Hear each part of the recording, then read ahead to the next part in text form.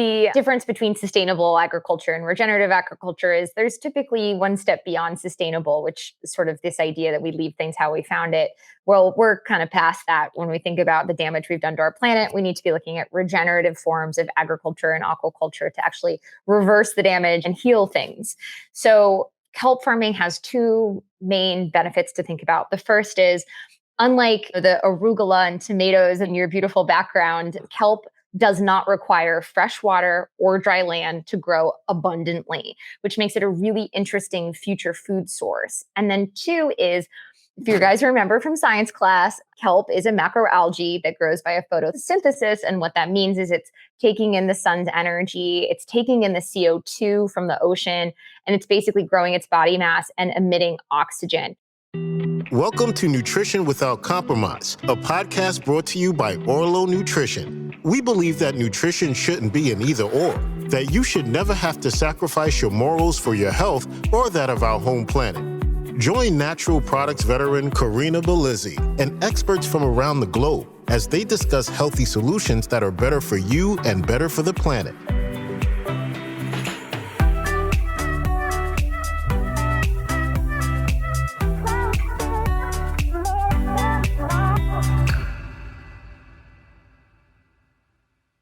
Welcome to another interview episode of Nutrition Without Compromise. Today, we are going to dive deep into our coastal waters as we discuss the power of algae for human nutrition. I'm thrilled to be joined today by another algae entrepreneur and sustainability advocate, Courtney Boyd Myers. Courtney is the CEO and CMO of AKUA, makers of one of the world's first kelp burgers.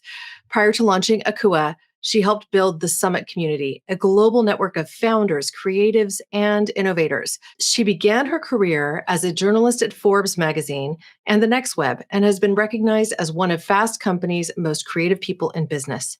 She currently serves as an advisor to Greenwave as well. Courtney, wow, welcome to the show.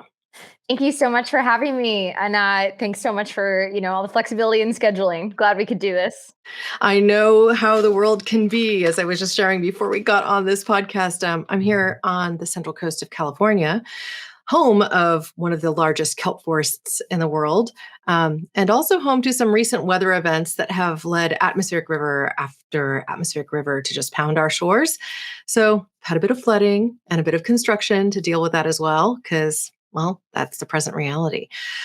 But being flexible is, I think, part of what it means to deliver nutrition and health without compromise, right? Yes, flexibility and going with the flow. Yeah. Well, I wanted to start our conversation today centered on one thing, which is really, what led you to the present moment? You got your start in this world of work as a writer and a sustainability advocate, someone who had quite a bit of success.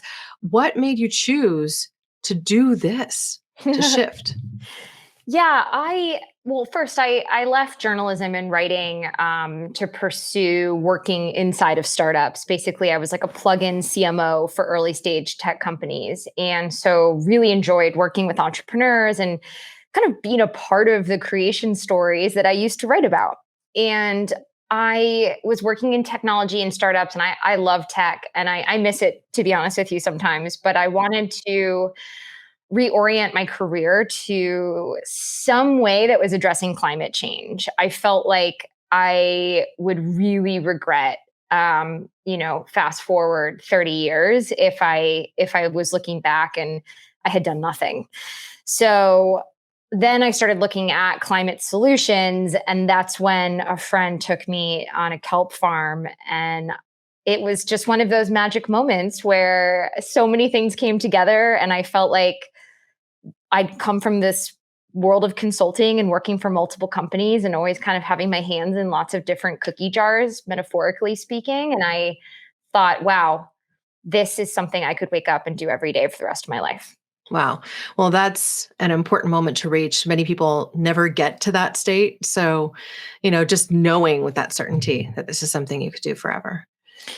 Yes, exactly. It's my love of the oceans. It's my love of feeding people healthy food, my love of seaweed, and of course, every box it ticks around climate. Yeah. So tell me about that first tour of that farm. Did it happen to be Atlantic Seaweed Company, or was it another? Atlantic Seaweed Company. No, it was with a amazing nonprofit that we are now partnered with called Green Wave, and I just one of my best friends helped start the nonprofit, and he worked for an amazing guy named Bren Smith, and Bren is a real leader in the industry. Green Wave is one of the most funded nonprofits. Patagonia is like a big backer, and they've grown so much over the years. So I was sitting on a boat with Bren, and he was talking about all of the reasons he was in this industry. And so much of it had to do with that connection with farmers and the ocean and helping more farmers get into ocean farming to be able to make a living off of it. And I kind of just thought, well, if you're going to grow all this kelp, who's going to get everyone to eat it? That's what I'll do. Well, let's talk for a minute about kelp, because as I positioned at the start of this show, kelp is a macroalgae. It is one of the species of algae, and algae itself is responsible for over half of the oxygen that we breathe. As a, for example, it sequesters carbon. It also produces phytonutrients and then some macronutrients as well. So if somebody is to go ahead and consider kelp as food, help us understand what that can look like. Yeah, so kelp has always been food. Seaweeds in general have been a part of our culinary history for thousands of years. It dropped off the map sometime in like the 1800s in Europe. I think a lot of our Native Americans, like that were in this country first, were eating lots and lots of seaweeds. Coastal foraging is what they call it.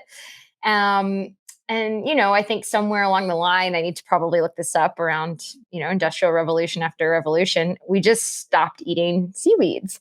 But in Asia and Korea and Japan and China, like eating seaweed is like the way that, Americans eat bread. Like it's just Yeah. a part of Nori, every seaweed. meal. Of course, Mhm. nori is one of 10,000 different kinds of edible seaweed. So yeah, and so basically seaweed, what it is it's a macroalgae. Like land plants, it grows through photosynthesis, which is why it has all these climate change benefits that we can get into. But from a food perspective, it's chock full of vitamins and minerals and has a texture kind of somewhere between like a cooked linguine and a cooked kale when you cook it. And yeah, it's at the end of the day just a sea vegetable. Mhm. And it does also have the benefits of sea salt kind of present within it, right? And also iodine. So, natural things that we need in our daily diet. So, I've had the chance to try a few different seaweed burgers at various stages, some of which were kind of pre market tests at supply shows in the algae enthusiast community, like Algae Biomass Summit and things like that, where they're trying to showcase the creative uses of algae in foods. I've also seen things from algae protein isolates and things along those lines that may later end up in our foods. So, what kind of seaweed are you using in the Akua burger? And I believe you're also launching a crab cake if you haven't already. Yep. So the crab cake launched, I want to say at the beginning of last summer. I think it was in June. And we use in both products, in all of our products, ocean farmed kelp. We use specifically sugar and skinny kelp. Those are the two most abundantly farmed on the New England seaboard. And we also use a kelp fiber in the crab cakes that's from a really cool company called Oceanium. That is it. We have an agar in our burger as well, which, is also technically an algae. We're really excited about using other seaweeds, but at the moment, for us, the sustainability supply chain is really important. And so kelp is definitely dominating that in the United States. Yeah. So, what can people expect from, let's say, a mouthfeel perspective? Let's say that they're ready to give it a try, but they're skeptical. They like hear that, oh, between linguine and something else. They're like, that doesn't sound like a burger to me. So, talk to us about that. Correct. Well, the description of in between kind of a linguine and a kale is to describe cooked kelp. And when you eat our kelp burger, you are eating cooked kelp that has been, basically cut up into tiny little pieces inside of basically a mixture that has mushrooms and extra virgin olive oil and quinoa and black beans. So when you're biting into a kelp burger, you're going to get that sensation of eating all those little ingredients, right? It's very soft. It's not like a traditional, like, beef burger or dry veggie burger that's like, kind of dry or hard. It is but chewy bite. So we use a textured pea protein, which Beyond Meat uses as well. That kind of gives it this like chewy. If you use too much of it, it can be kind of spongy. But yeah, so for us, it's soft and chewy is how I would probably describe it.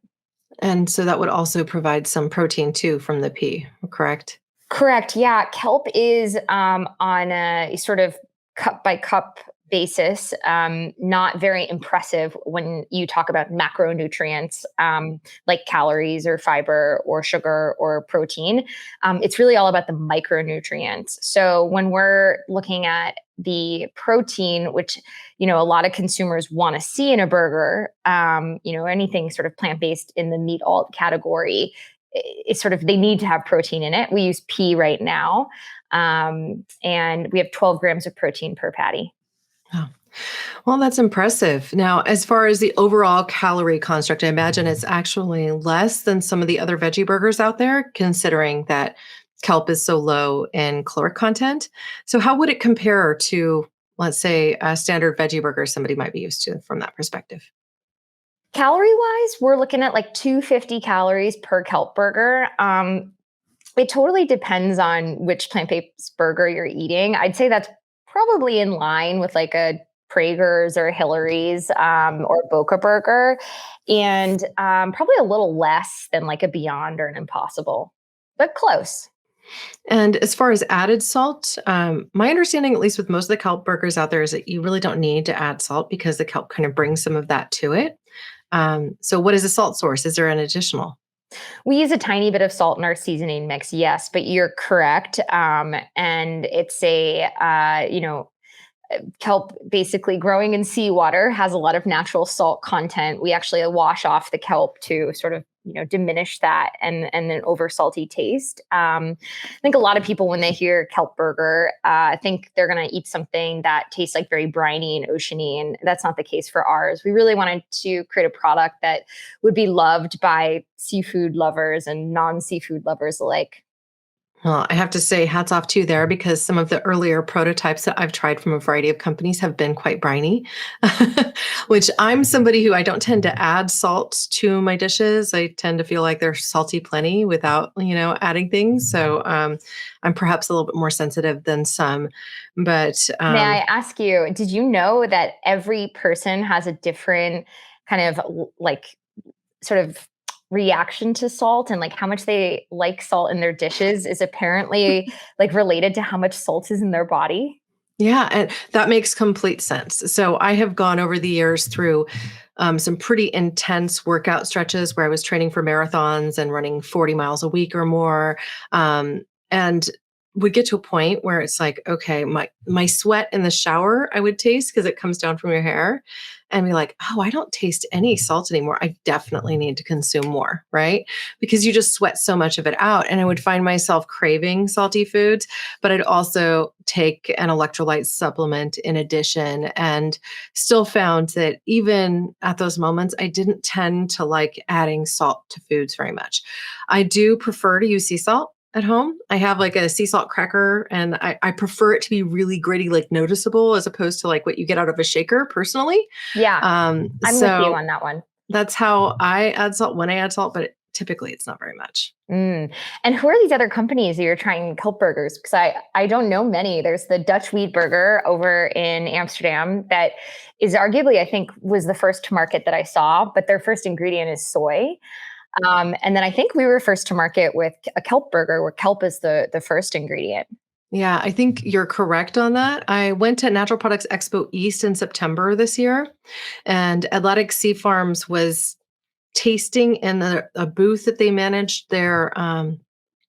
They were just bringing it to market through a branded product that I think was regionally launched in the North Atlantic area. Yeah, correct. So, and I felt like it was super salty. So, again, I'm more sensitive and therefore was obviously not the target demographic for this. I was like, well, is that salt all coming from the seaweed? And they said, yes. And I'm like, oh, okay. It's just And have really you tried salty. our burger?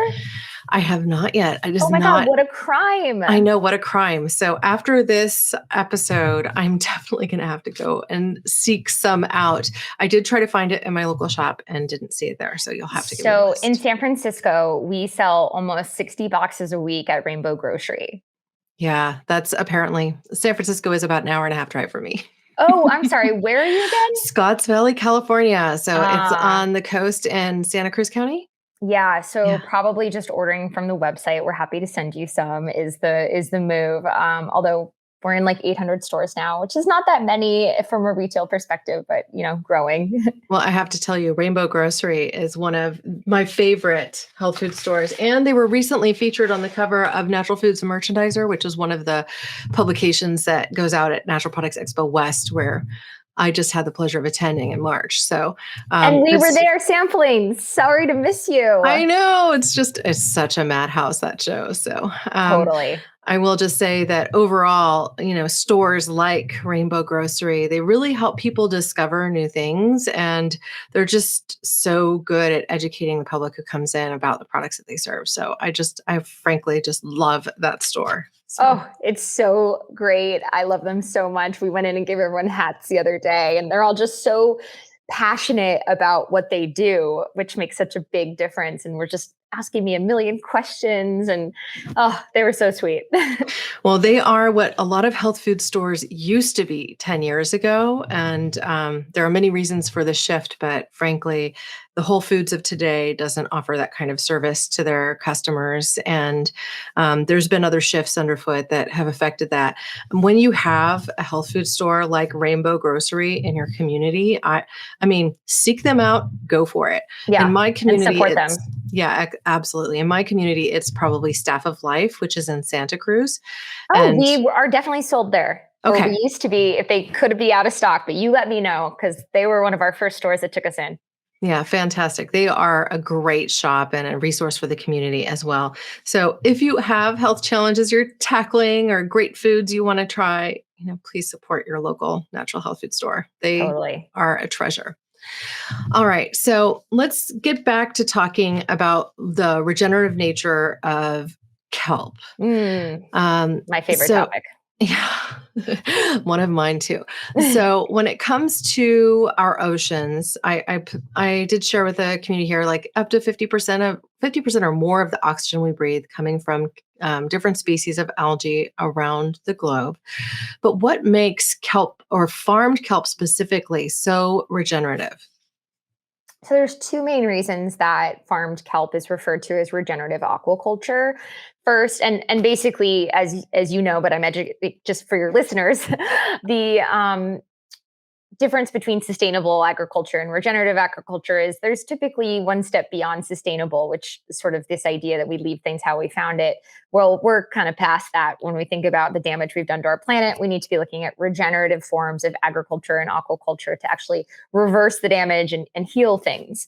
So kelp farming has two main benefits to think about. The first is, unlike the arugula and tomatoes in your beautiful background, kelp does not require fresh water or dry land to grow abundantly, which makes it a really interesting future food source. And then two is, if you guys remember from science class, kelp is a macroalgae that grows via photosynthesis. And what that means is it's taking in the sun's energy, it's taking in the CO2 from the ocean, and it's basically growing its body mass and emitting oxygen. It's also pulling in a lot of nitrogen too, which has an amazing deacidification effect on the ocean. A lot of climate change scientists have said crazy things like, if we had a kelp farm the size of the Amazon rainforest sucking in CO2 from the ocean, we could literally reverse rising sea temperatures. So we're not at that scale yet. We hope the industry gets there at some point, because there's a lot of really great, benefits that come from this industry scaling, unlike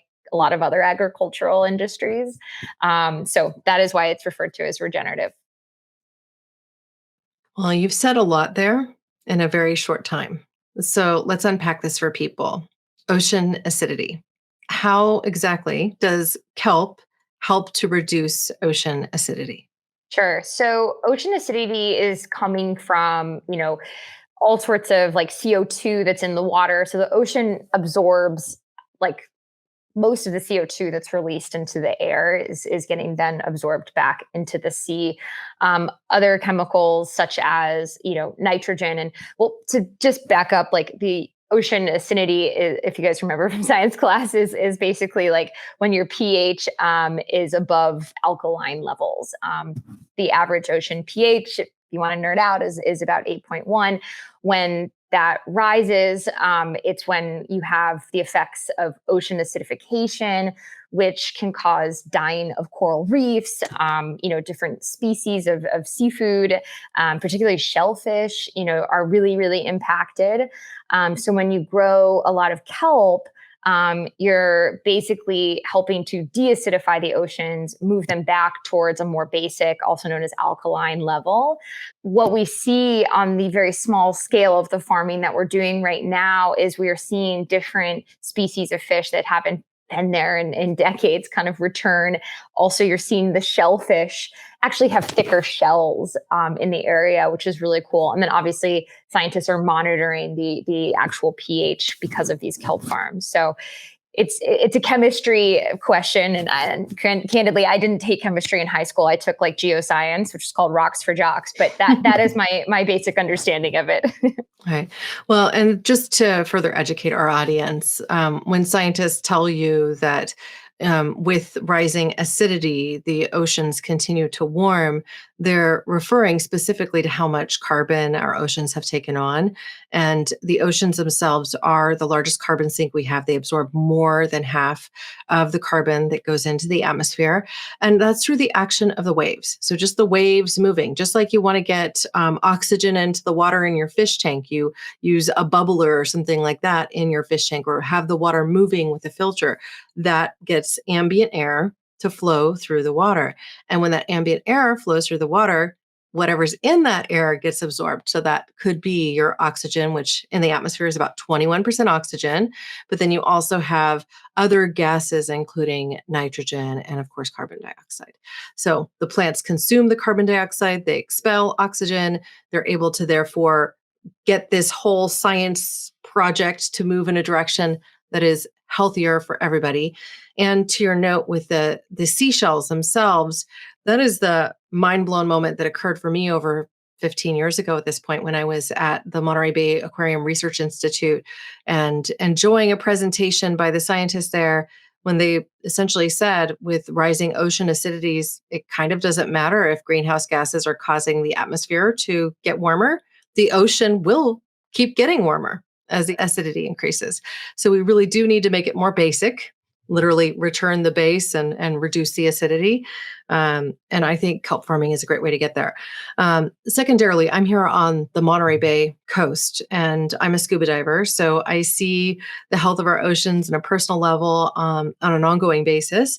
And what you'll see too is the kelp services as a sanctuary for many of the animals. You mentioned fish, but you'll also see things like sea otters. And sea otters during a storm will literally tether themselves to the kelp so that they don't wash away, so to speak.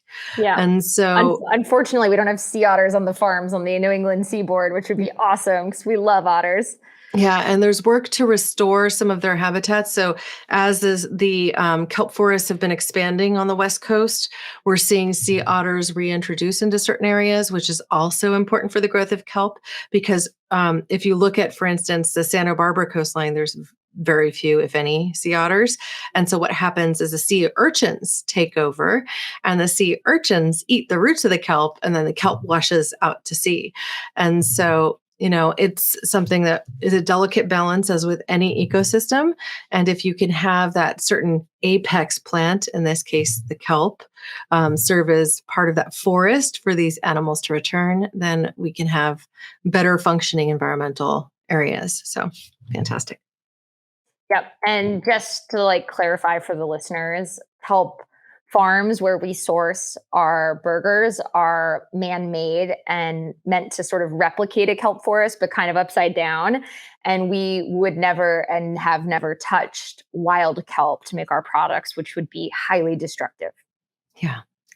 Well, and the reasons for that are simple. We need the wild kelp to do its job in the territories that they're in, right? Exactly. Yeah. Yeah. So as it stands right now, let's talk about kelp products as a unique alternative in the world of plant-based nutrition. How do these serve people to create a better diet? Yeah, I think that most I'm plant-based pretty much. I definitely hang out with a lot of fishermen, and so I tend to eat seafood from time to time. I grew up on Cape Cod. It's just a part of my heritage and I love it. I'm also married to a French man, so there's some cheese in our lives for sure. But I really just feel my best eating 100% plant based. But I only feel my best when I eat a really varied plant based diet. And one of the sort of pitfalls of going plant based is people end up kind of not having a lot of options, right? And you have to get really creative, or else you're kind of just subsisting on bread, beans, and tofu. So I think what's really exciting about kelp and all sea vegetables and mushrooms and all of these the dozens of new kinds of mushrooms that have hit the grocery store since the white button era of my upbringing, is just the variety that you're getting, and you're on this sort of eating learning safari, when you're getting introduced to a whole new world under the sea world of sea vegetables. So I think that's kind of the most exciting piece, is the variety. I think, from a perspective of okay, a lot of the even vegetables that we're eating on land, if you're sourcing them, from big factory vegetable farms, if you will, or a lot of them are grown in soil that's been depleted of nutrients, while a lot of the nutrients are still really rich in our oceans. So I think that's kind of an interesting point too, is you're getting maybe different levels of vitamins and minerals from sea vegetables versus land-based plants. Yeah, I think those are the two main drivers for thinking about kelp in the plant-based diet for me. And then Well, and taste. I think that's key too. But, and to your point, there aren't as many even organic farmers that are farming in such a way that is truly regenerative yet. It's a lot of monocropping, and, frankly, they still till in most cases. And it's the no-till farming that actually helps the soil retain its microbes that are healthy for growing food, and ensuring that the land itself is able to hold water, that it holds more carbon, so the food it produces is more nutritious. So across the board, we do need to address farming to be more regenerative so that we can continue to get healthy food. There's been several research studies that show that even the spinach that we consume today has a fraction of the iron that it once had in it.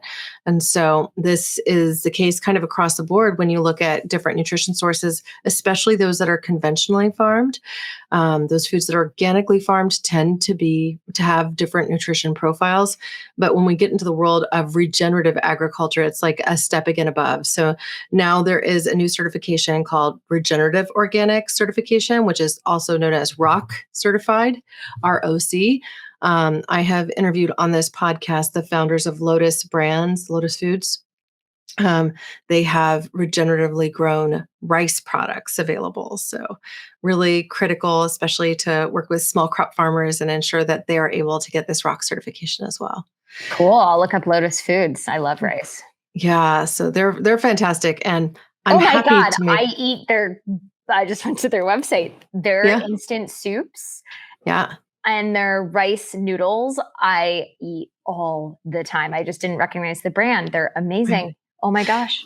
I'm happy to introduce you to the owners of the company. They also operate to help people import organic rice that gets used in different brands products. So if you're interested in Mm. using their ROC certified rice products, that might be something for the future for you. Oh, I die to meet them. Biggest fan. Yes, please. Yes. So, as it stands, I think overall we've touched base specifically on these macroalgae. What else excites you from the world of algae? Let's say, doesn't have to be the macroalgae, but it could also be macroalgae. You mentioned some different inputs that you're using in your product that might be different species of algae that people are less familiar with than kelp. So, what excites you? Um, I got to just share the first thing that pops into my head, which is sort of the opposite end of the food spectrum. But when it comes to wastewater treatment, I have this really kind of out there idea that basically we treat wastewater and eventually it goes back into our oceans. So like, wouldn't it be really cool that like at that point around where the pipe leads out back into our oceans, if we were building kelp farms around there, kind of as just this like last stop cleaning method.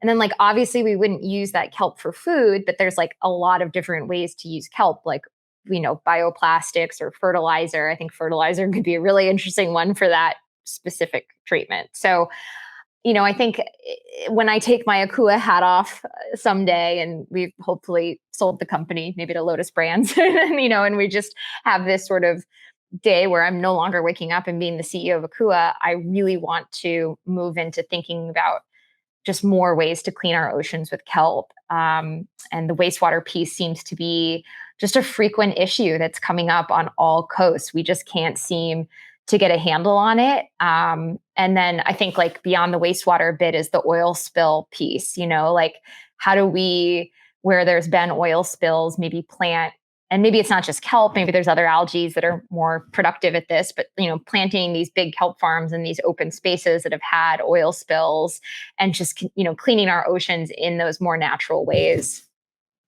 Wow.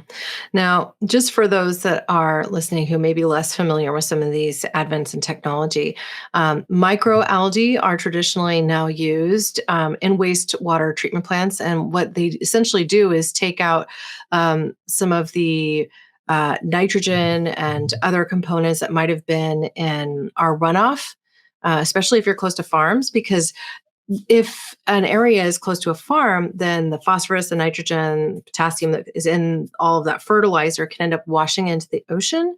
And if it washes into the ocean, what further happens is it creates an environment where an algae bloom can occur and where that algae can grow out of control so quickly that it depletes even the oxygen from the local environment. You'll see a bunch of fish wash up to the shore dead, and it's very, very toxic for that local environment.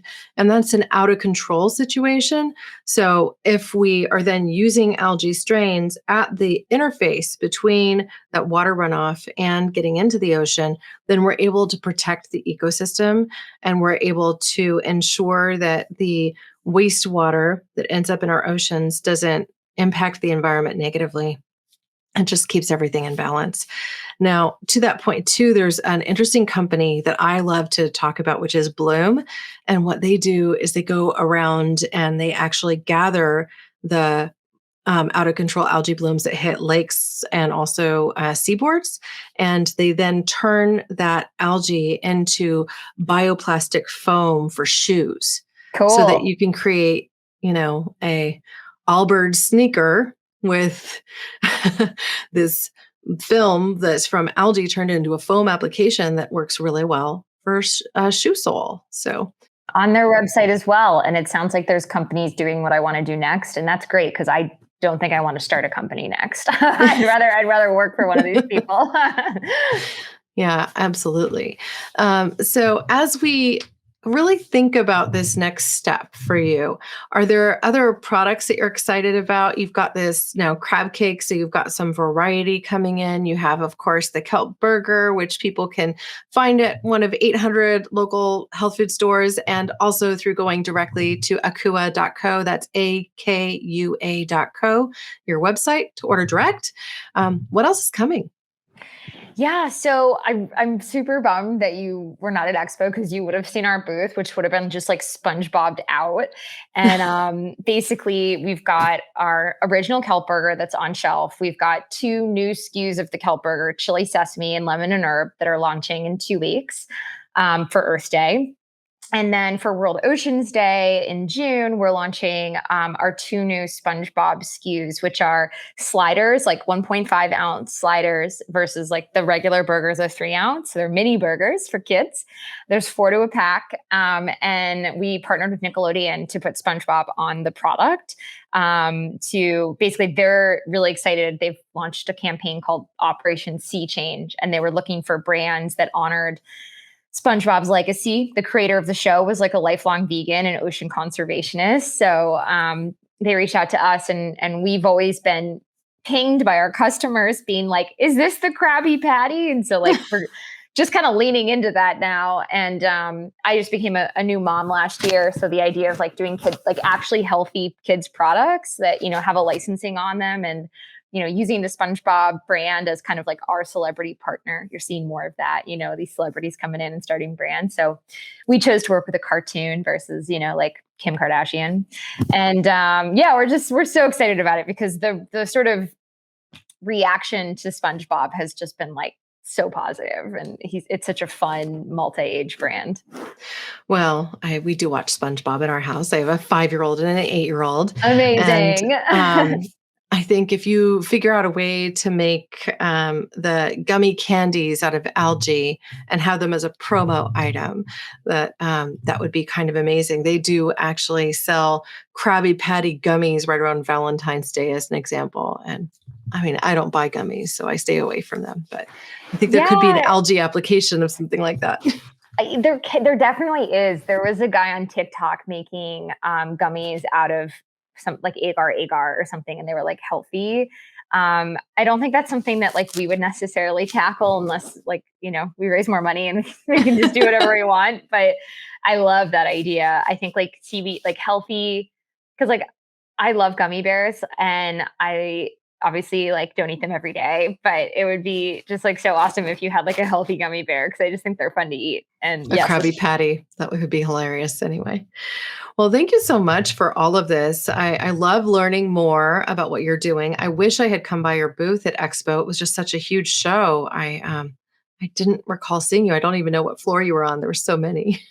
Yeah. Well, look, we'll I'm sure meet up in the real world again soon. And I absolutely loved meeting you, and I learned so much from you too. And Monterey Bay Aquarium it just reminded me I owe the chef samples there. But yeah, it's just such an epic institution. And where you live is kelp country. So really glad we connected. Yeah. And when you do come through, I would just encourage you to reach out to the Monterey Bay Aquarium Research Institute. I once hosted a field trip on behalf of a fish oil company I used to work with to go there with all my employees. And I actually got to drive their underwater rover, tour their research vessel. They take their research vessel out to the Mariana Trench there, which is off the coast of Carmel, and the water there goes down about 2 miles, which is far, far deeper than a scuba diver can venture. And so there's a lot of research that happens off the coast there. I'm sure they would be able to give you an update about where they are and the whole process of assessing ocean health and the things that they're seeing now. But sadly, the story hasn't become less dire, it has become more so. So more kelp in the oceans is a very good thing. Less expenditure of carbon is also a very good thing. And for those of our listeners and watchers on YouTube that are interested in learning more about other applications of what you can do with algae, the show is sponsored by Orlo Nutrition. They are harnessing the power of microalgae for human nutrition with products in the omega-3 space and also in spirulina. And those particular products are in their most bioavailable form, better absorbed than fish oil by far, and providing EPA and DHA from omega-3, and also spirulina with vitamin B12 in the methylcobalamin form, which is something that spirulina grown in open ponds doesn't produce. So check them out for sure. And for anybody who is watching too, if you go to orlonutrition.com, that is where you'll find entire show notes for this episode, along with direct links to find Courtney and everything she's doing with AKUA. Now, do you have an offer you'd like to provide our audience? Is there a coupon code you could offer or something to that effect? Absolutely. I think that the quickest one, without creating a new one, is I know CBM. That's my nickname. You can see it right here on the video screen, and that'll get you 50% off your first order. And that is my best deal of the day. Well, I know CBM, another moment of coincidence. My initials are CMB. Yeah, people always mix those up. Right. So it's CBM. I know CBM for Courtney Boyd Myers. Yep. At akua.co, and that's akua.co. Yes. My email is cbm@akua.co. The discount code is I know CBM. That's great. Fantastic. Well, thank you so much for joining me today on this discussion. This has been my absolute pleasure. Perfect. Great. Well, it was so good to connect. Thank you so much for all the thoughtful questions. Talk to you soon. To find out more about Courtney Boyd Myers and her work with AKUA, visit akua.co. You can follow their work on Instagram and TikTok at LifeAKUA. I'll be sure to include direct links with show notes at orlonutrition.com.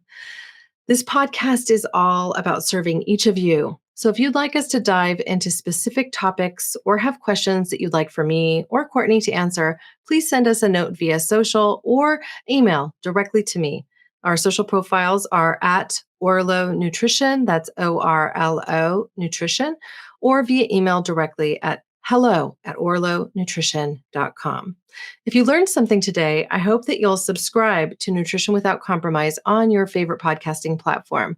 While you're at it, please give us a thumbs up, 5-star rating, or even write us a review. This will help more people to discover the show so we can achieve our best health together naturally. And before I part, remember that you too can get an extra 20% off your order just by using the code NWC20 at checkout on orlonutrition.com. So if you're ready to try another omega-3, or if you need to boost your immunity with Immunity Boost containing our spirulina, along with vitamin B12, you can go ahead and use that coupon code NWC20 at checkout at orlonutrition.com. As we close today's show, I hope that you'll raise a cup with me as I say my closing words. Here's to your health. Thanks for listening to Nutrition Without Compromise. To make sure you never miss an episode, subscribe, rate, and review wherever you listen to podcasts. If you'd like to learn more, visit orlonutrition.com and join our mailing list. You'll gain access to complete show notes, features, and informative blogs, because nutrition shouldn't be an either-or.